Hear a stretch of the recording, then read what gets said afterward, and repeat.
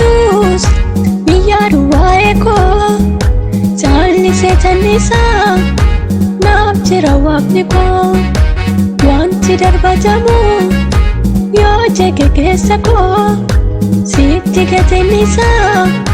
sihi boqonnaan koo wanti darbatamu yoo jege keessa koo sitti gatennisaa sihi boqonnaan koo.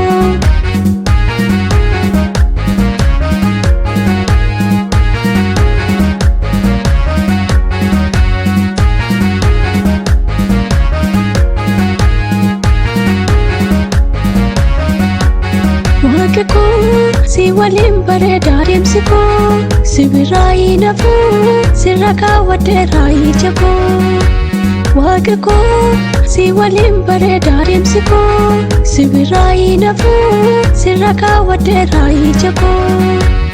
sirra kaawwadheera ija koo mana kee hajamu dhumni koo sirra kaawwadheera ija koo mana kee hajamu dhumni koo sirra kaawwadheera ija koo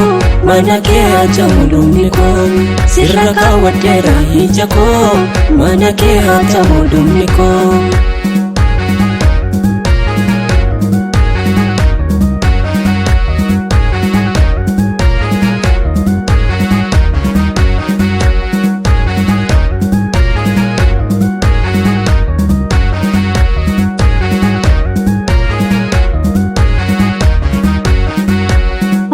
Ko ulfaatus biyyaadhu waa'ee koo caallisee tannisaa naaf jira waaqni koo wanti darbatamu yoo jege keessa koo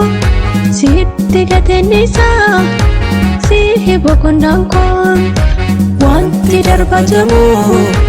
yoo jege keessa koo sitti gatennisaa sihi boqonnaan koo wanti darbatamu yoo jege keessa koo sitti gatennisaa sihi boqonnaan koo.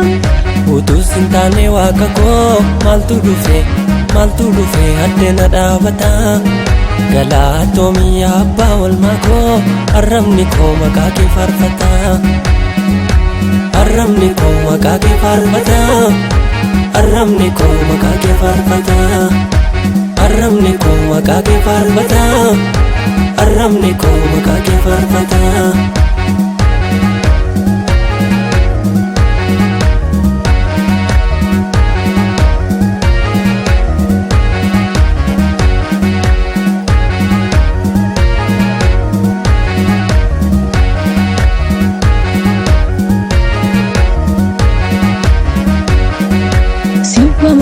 Nufi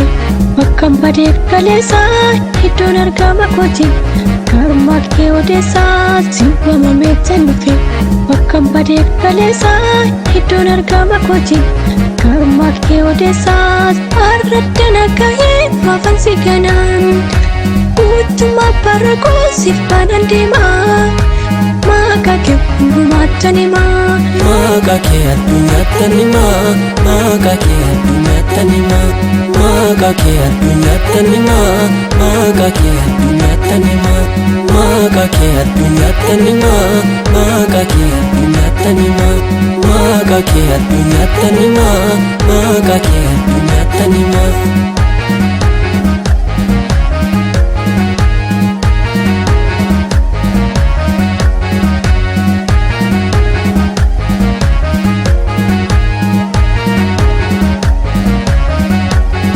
Ulfina kootatti anaaf ulfina koo maqaa kee faarfadha bara jireenya koo ulfina kootatti anaaf ulfina koo maqaa kee faarfadha bara jireenya koo maqaa kee faarfadha bara jireenya koo maqaa kee faarfadha bara jireenya koo ulfina kootatti anaaf ulfina koo maqaa kee faarfadha bara jireenya koo ulfina kootatti anaaf ulfina koo maqaa kee faarfadha bara jireenya koo maqaa kee faarfadha bara jireenya koo maqaa kee faarfadha bara jireenya koo